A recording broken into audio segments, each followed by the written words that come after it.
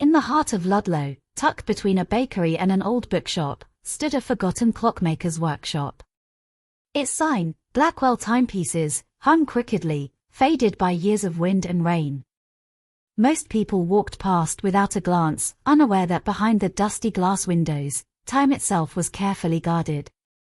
Edith Blackwell, aged 74, moved quietly through the workshop each morning. Her silver hair was always pinned back neatly, and she wore the same navy cardigan she had knitted in her youth. With delicate hands, she dusted every clock, winding only the ones that still whispered their secrets. The town knew her as the widow with the birds. She kept doves in the garden, white and gentle, fluttering about like snowflakes in spring.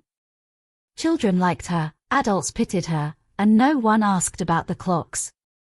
Every Thursday, at precisely 9 in the morning, she opened the shop door not for customers, but for memory. She would unlock the drawer beneath the largest grandfather clock and remove a leather-bound notebook. Its pages were yellowed, brittle, and filled with diagrams, ciphered messages, and strange notations her late husband, Leonard, had written with shaking hands. Leonard Blackwell had once been more than a clockmaker. Long before Edith ever sold her first handmade jam at the town fair, Leonard had designed mechanisms for things that were never supposed to tick in public. Devices for shadows, not for shelves. Edith had helped him hide the last one just days before he died. That Thursday, like every Thursday, Edith sat alone in the back room, notebook in her lap, the ticking of dozens of clocks surrounding her like a choir of forgotten time. She thought about the man he was, and the life they once lived beneath the surface of quiet town routines. But something was different. She noticed it the moment she stepped into the workshop that morning. The dust on the counter had been disturbed. One of the clocks, an old brass carriage piece from 1874, was missing its back plate. A smudge, faint and oily, marked the glass. Edith froze. Her breath caught in her chest. Someone had been inside. The locks were still bolted, and the shutters untouched. She had heard nothing the night before, no creak of floorboards, no break in the chorus of time. Yet here it was, a subtle rearrangement, like a whisper in a silent room. At exactly midday, as the sun cut shadows across the cobblestones, a knock came at the front door. A young man stood there. He was tall, with a satchel over his shoulder and eyes that scanned the workshop like a hawk searching a field. "Miss Blackwell?" he asked politely. She nodded, already uneasy. "I am Nathan Crowe. I am writing a book about British horology. I was hoping to speak with you about your collection." His accent was clean, southern, almost too polished. Edith noticed how he glanced past her shoulder, into the dark corners of the shop. "I do not usually give interviews," she replied. "I understand. But your husband's work is of great interest. He was a genius, was he not?" Edith's hands trembled slightly. No one in Ludlow ever mentioned Leonard's genius. Not even she did. Nathan smiled, too patiently. "I can wait. I am here all week." He left her a card. No publisher's logo. Just a name and a number. She closed the door gently, then locked it twice. Back in the workshop, the silence was no longer comforting. It ticked like a warning. That night, the air was colder than usual. Edith sat by the window, knitting with slow precision, though her eyes barely followed the motion of her hands. Outside, the street was still. The gas lamp near the corner flickered softly, casting shadows that danced across the cobblestones. Nathan Crowe had unsettled something she had long buried. Not just memories, but instinct. The kind one only develops after living years beside someone who dealt in secrets. At 10:30, Edith put away her needles and walked to the workshop. She unlocked the drawer beneath the grandfather clock, lifted the leather-bound notebook, and took it into the kitchen. She had not read it in years, not since the funeral. But now, she opened it with trembling fingers. The ink had faded slightly, but Leonard's writing remained sharp, meticulous. She turned the pages slowly, passing diagrams of escapements, tuning forks, and oddly, what looked like military-grade encryption patterns disguised as gear sequences. Then she stopped. One page had been marked with a red thread. It showed a sketch of the brass carriage clock, the very one that had been tampered with. But in Leonard's drawing, there was something Edith had never noticed before. A compartment. Tiny, almost invisible, behind the mainspring housing. She stood abruptly and returned to the workshop, carrying the notebook under her arm. With a magnifying lens and a small screwdriver, she sat at the workbench and carefully examined the clock. There it was. A pinhead-sized groove beneath the coil. With delicate precision, she pressed her tool into it. The back plate shifted, and a second panel, thin as parchment, lifted. Inside was a slip of paper. No larger than a matchbox, folded thrice. On it were numbers and letters, random, to most eyes. But Edith had seen this style before. Leonard's cipher. A code built on rotations and layered time intervals. It would take hours to crack. She placed the note into a small metal tin and locked it inside her sewing cabinet. Whoever Nathan really was, he had not found this. Not yet. The following morning, she took a walk through Castle Square, letting the cold air clear her thoughts. Market stalls were being set up, and the smell of fresh bread drifted from the bakery. Edith bought a small jar of blackcurrant jam, greeted two familiar faces, and stopped briefly at the church to light a candle. She returned home just past 10. And found the gate ajar. Edith never left it open. Her hand hovered near the latch for a moment before she pushed it gently. The hinges squeaked, soft and accusing. The path to her door was undisturbed, but her instincts had sharpened overnight. Inside, the house was quiet. Nothing broken. Nothing missing. Until she walked past the parlor. A single sheet of paper lay on the floor.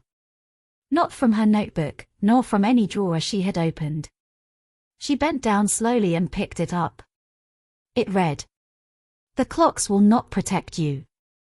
No signature. Just those 6 words, typed on a machine not used in decades. Edith stood still for a long moment, the paper trembling in her fingers.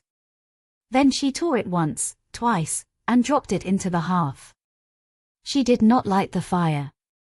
Instead, she went upstairs, drew the curtains, and opened the old trunk beneath her bed. Wrapped in oilcloth and tucked beside a stack of folded maps was Leonard's final invention. She had promised never to use it. Now, she was not so sure. On Wednesday morning, as a faint mist rolled in from the estuary, Edith received a letter. No stamp. No return address. Just a plain envelope, slid neatly through her letterbox. She opened it with a butter knife. Inside was a single sheet of heavy paper, thick and textured, embossed with a symbol she hadn't seen since the 1960s, a circle with intersecting lines, resembling both a sundial and a compass rose. The writing was brief. Mrs. Ashton. Belgrave Street. Noon. Come alone. That was all. She stared at the paper for a long time, then folded it twice and placed it in her coat pocket. Belgrave Street lay across town, past the station and the university buildings. A quiet row of townhouses with ivy crawling up their stone facades. She hadn't been there in decades, not since Leonard's brief and curious work with something he only ever called the Directorate. By noon, she arrived outside number 27. The curtains were drawn, and the door slightly ajar. She stepped inside. The air was heavy with the scent of pipe smoke and varnished wood. The parlor was dim, lit only by a single shaded lamp and the flicker of a gas fire. A man stood near the mantelpiece, hands clasped behind his back, eyes fixed on a brass timepiece mounted above the fireplace. He turned when she entered. "Mrs. Ashton," he said. "Thank you for coming. I trust the note was not too unsettling." She gave a small nod, her back straight. "I don't respond well to threats. The man smiled faintly. He wore a grey waistcoat, slightly frayed at the shoulders, and his hair was slicked back with military precision. "We prefer to call it an invitation," he replied. "Leonard once told me you had a spine of steel." "You knew Leonard?" she asked sharply. "For a time," the man replied. "He worked with us briefly. More of a consultant, really. Brilliant mind. And paranoid to a fault." Edith remained silent, her eyes scanning the room. "We believe he left something behind," the man continued. "Something we're rather keen to retrieve." She raised an eyebrow. "And you think I know where it is?" The man tilted his head. "You repaired the brass carriage clock, did you not? The one recently accessed?" Edith didn't answer. He took a step forward, his voice low and careful. What was inside it was not merely a code. It was a set of coordinates. A map, in essence, layered in cipher. "We think it points to something buried. Or hidden. Or, buried to remain hidden." "I don't have it," Edith said flatly. "I believe you do." "Or will," the man said, now looking directly into her eyes. "And others believe it too. That's the problem." He moved to a drawer and removed a sealed folder, sliding it across the table. Inside were photographs. Her house. Her garden. Her gate, wide open. The same moment she had returned from church. "We've intercepted a group. Rogue elements. Dangerous people. They're not interested in the code. They're interested in eliminating anyone who might understand it." Edith took a slow breath. "Why are you telling me this?" "Because we're not your enemy," he said. "But they are." He handed her a small brass disc the size of a coin. Embedded within was a shard of crystal and a faintly glowing ring. "If you need to disappear," he said, "press the center. Once." She took it without a word. Outside, the mist had thickened. Belgrave Street looked empty, but Edith's senses told her otherwise. She walked home without stopping, the disc heavy in her pocket and the weight of Leonard's secrets heavier still. The house was silent when Edith returned. She double-locked the door, closed the curtains, and placed the brass disc inside her grandfather's cigar box on the mantel. The weight of the conversation at Belgrave Street still clung to her bones. At 11:30, she made chamomile tea and sat by the fire with her knitting, trying to steady her thoughts. She was halfway through a row of cable stitches when the grandfather clock in the hall chimed midnight. Then came the knock. 3 sharp raps. Precise. Not impatient. Not timid. She froze. The knock came again. Edith stood up, quietly placing her tea on the side table. She moved without sound across the rug, peering through the peephole. A woman stood on the doorstep. Pale coat. Leather gloves. Hair tied in a tight chignon. She held nothing in her hands. Her face was unfamiliar. Edith didn't open the door. "I know what's in the clock," the woman said softly, her voice clear through the thick wood. Edith's hand lingered near the disc in her pocket, though she hadn't meant to pick it up. The woman continued, "I know about the coordinates. About Leonard. About the directorate." Still, Edith said nothing. "I'm not with them," the woman added. "And I don't want the code. I want to stop what comes next." Something in her voice cracked, not weakness, but urgency. After a long moment, Edith opened the door just a fraction, the chain still latched. "Who are you?" she asked. "My name is Annalise. I was once Leonard's apprentice." Edith blinked. Leonard never had an apprentice. Annalise gave a sad smile. "He did. But I was never official. He taught me off the record. Quietly. Because he knew someone was watching." "Watching?" Annalise nodded. "The directorate had been infiltrated. Years ago. Leonard tried to warn them. They didn't listen. That's why he disappeared. Edith undid the chain slowly and stepped aside. Annalise entered without hesitation, her movements careful, respectful. She carried with her the air of someone used to danger. In the parlor, Annalise took out a small leather notebook from her coat. She handed it to Edith. It's his. The original notes. He made a duplicate, then split the cipher across different locations. One of them was the clock. Another was a lighthouse near Seaborough. And a third, he told only me. Edith flipped through the pages, her eyes widening as she recognized Leonard's careful script. But there's more, Annalise said. He discovered something he was never supposed to find.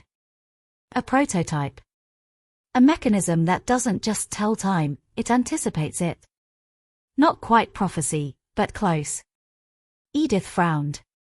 You mean a predictive algorithm? More than that, said Annalise. It could model decisions. Predict actions based on environmental and emotional data. It was shut down after one trial. Leonard saw the risks. Others saw profit. And now they are looking for it. Annalise nodded. And they think you have the key. Edith looked down at the disk. Its faint glow had returned.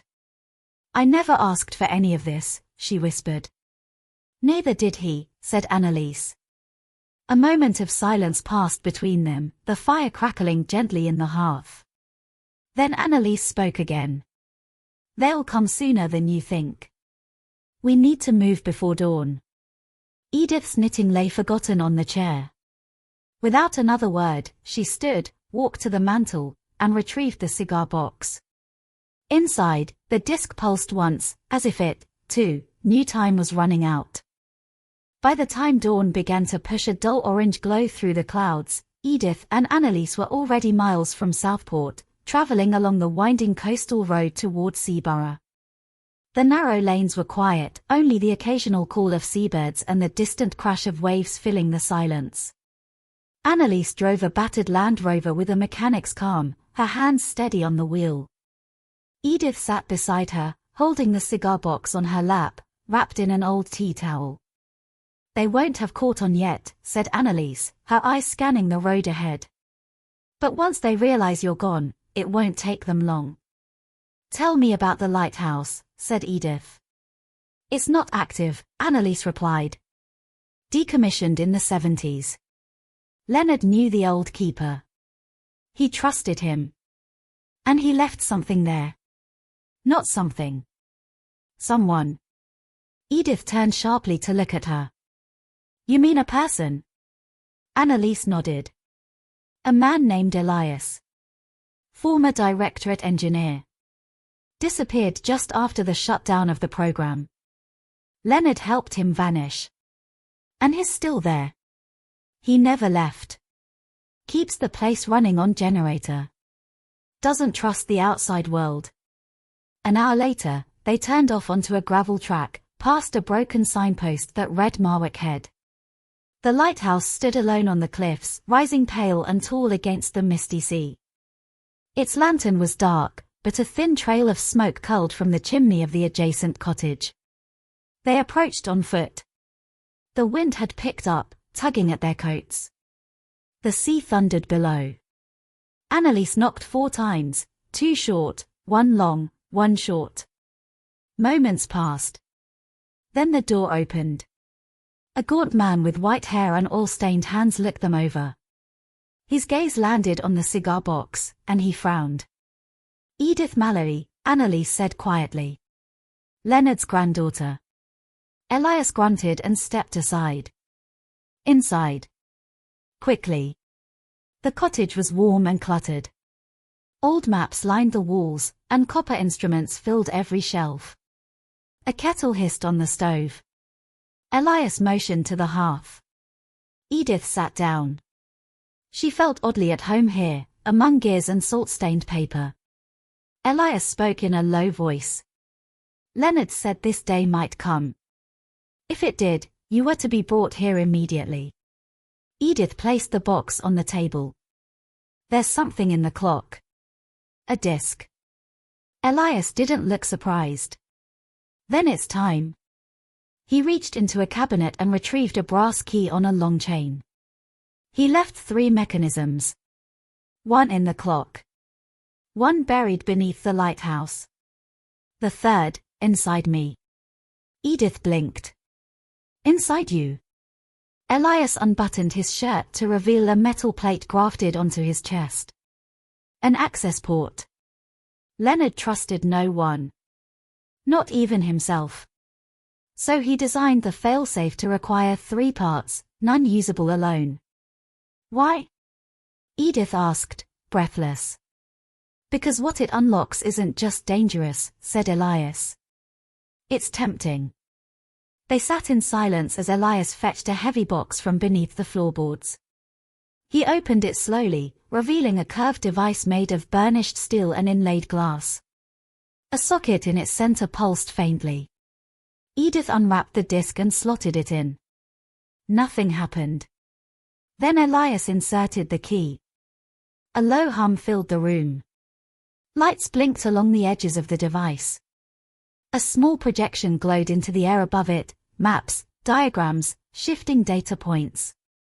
This, Elias whispered, is the predictive core. Annalise crossed her arms. It's still functional. For now, said Elias. Edith stared at the projection. And what happens if they get it? Elias's voice was steady. They rewrite the future. The sea outside had turned violent. Rain lashed against the windows of the cottage, and the sound of waves slamming against the cliffs echoed through the stone walls. Inside, the glow from the predictive core cast pale blue light across the room. Elias worked quickly, adjusting settings and tapping at a panel on the side of the device. Diagrams shifted and blinked as he manipulated the interface. Edith leaned forward. What exactly are we looking at? Not predictions in the way you might think, Elias murmured. It's not fortune-telling. It calculates probabilities, thousands of them, based on real-time data. Leonard built it to forecast global movements. Economic collapses. Political shifts. Technological leaps. And the clock. It was the trigger.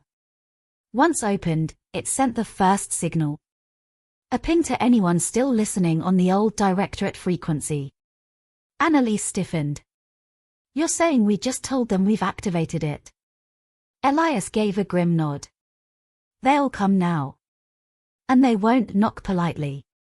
Edith's fingers tightened around the edge of the table. Then we need to know what they're after. Elias opened a secondary panel, revealing a memory crystal embedded within the core. This is the heart of it. The seed archive. All the data Leonard feared would be buried forever. Suppressed history. Censored science. Hidden blueprints. And they want to control it, Annalise said darkly. Rewrite it, or erase it altogether. Just then, a faint beep echoed from a nearby console. Elias moved swiftly and read the display. They've intercepted the signal. 2 vehicles approaching from the North Road. Annalise stood. We don't have much time. Elias closed the panel on the device and locked it. We moved to the bunker. It's built into the cliffs. They gathered their things quickly. Elias lifted the core into a reinforced case and slung it over his shoulder. Edith followed with the cigar box, now noticeably heavier. They exited into the rain, the wind howling as they moved along a narrow path carved into the rock. Seawater sprayed from below. Edith struggled to keep pace. They reached a rusted hatch set into the cliff face. Elias entered a code, and with a hiss of ancient hydraulics, the door creaked open. Inside, the corridor was dark and metallic, lit only by flickering emergency lights. They moved quickly, deeper into the earth. We should be safe here, Elias said. For now. In the heart of the bunker was a circular chamber, lined with old terminals and dormant machinery. Elias placed the core on a pedestal in the center. Annalise activated a screen. Multiple contacts. 3 drones, low altitude. 1 truck, heavily shielded. Edith's pulse quickened. They knew exactly where to look. They've been watching the coast for decades, Elias replied. Waiting for a spark. Annalise turned from the console. We can't just wait down here. We need to know what the core's last forecast predicted. Before it was sealed. Elias nodded. The final projection. Leonard stored it in a locked file, accessible only through a biometric key. He turned to Edith. Your fingerprint. Edith hesitated. Mine. Leonard encoded your print into the encryption when you were a child, Elias said. A silent contingency. He didn't trust even himself to see it. Edith stepped forward, heart pounding. She pressed her fingertip to the sensor. The screen flared to life. A globe appeared. Data spun rapidly. Points of heat and movement bloomed across the map. Then the projection slowed, isolating a single blinking mark. Annalise leaned in. That's not in the UK. Elias stared. No, he whispered. That's beneath the Antarctic shelf. A low hum filled the bunker as the predictive core continued its silent calculations. The single blinking mark on the globe pulsed rhythmically, deep beneath the Antarctic ice shelf. Edith stared at it, her breath shallow. That's where Leonard's last prediction led, Elias said. A place untouched, unknown to most maps. Annalise scrolled through the data streaming beside the map. It's not just a location. It's a signal. Broadcasting on the same frequency as the core, but older. Buried for years. Maybe even centuries. Elias's voice dropped. Leonard wasn't just forecasting politics or economics. He was looking for something ancient. Something lost. Outside, thunder rolled again. The coast above was crawling with shadows, figures moving through the storm, searching. Do you think it's man-made? Edith asked softly. I don't know, Elias admitted. But Leonard believed it held the key to everything. Suddenly, the console went dark. The core flickered. Then, a new window opened, displaying unfamiliar coordinates and a series of symbols scrolling in an alien pattern. Annalise narrowed her eyes. That's a cipher. It's shifting. Responding to something. Elias tapped several keys. It's a handshake protocol. 2 systems speaking after decades of silence.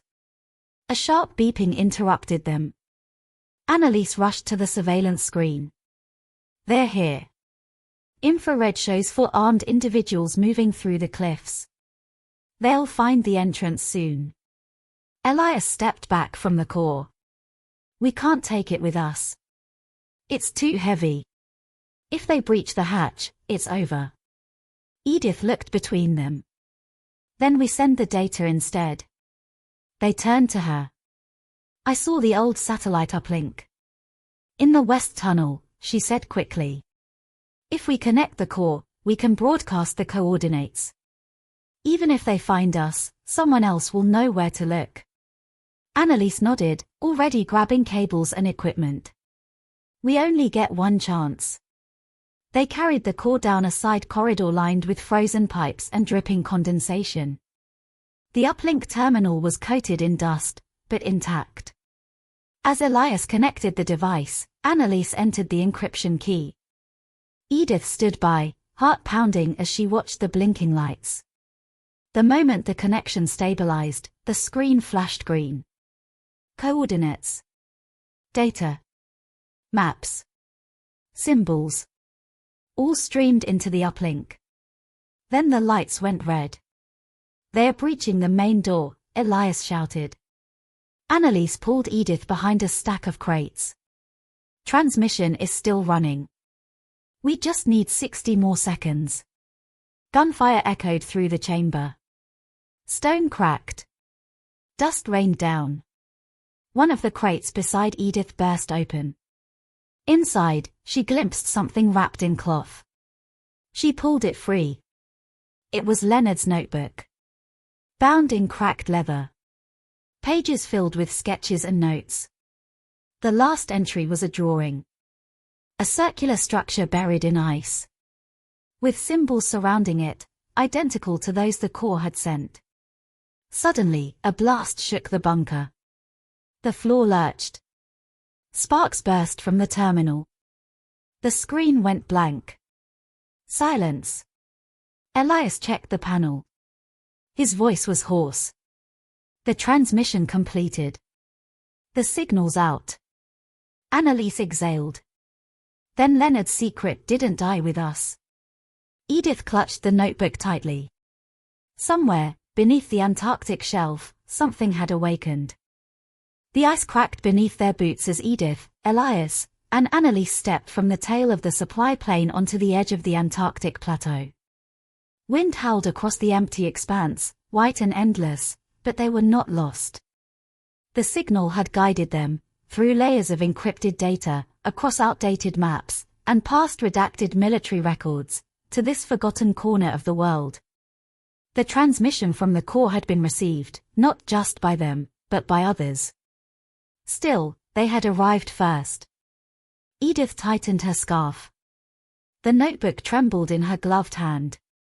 Leonard's final drawing, an aerial sketch of concentric rings carved into the ice, was now mirrored by the real landscape below.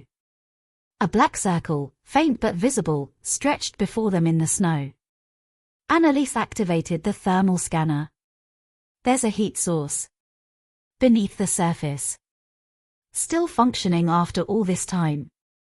Elias asked. She nodded. It's faint, but deliberate. Like a heartbeat. They descended the slope cautiously. At the center of the circle was a dome, half buried, carved from a metal neither of them could identify. No seams, no bolts. Just a smooth, cold surface. Elias brushed the snow away from an indentation. Here. This symbol.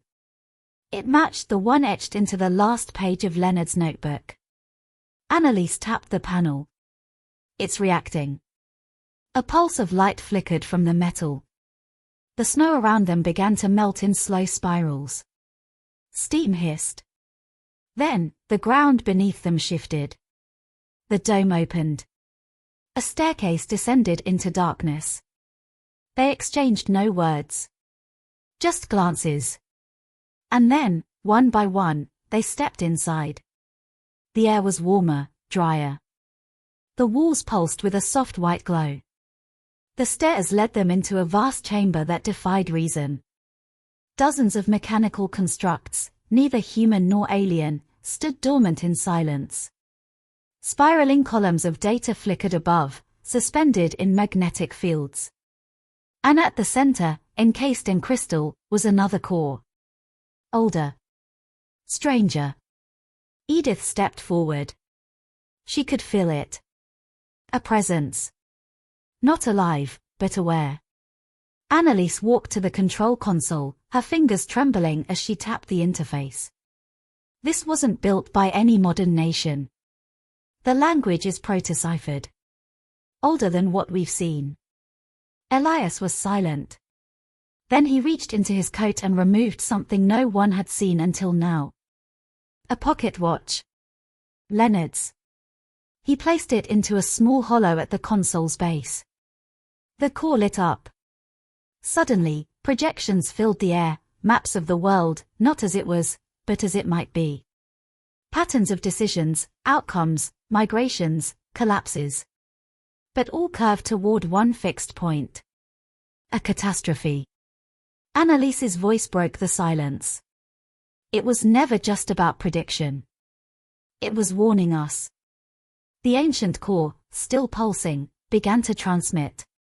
To where, they did not know. Edith stood still, eyes reflecting the streams of light. She now understood Leonard's silence. His calculations hadn't just uncovered secrets. They had unlocked a countdown.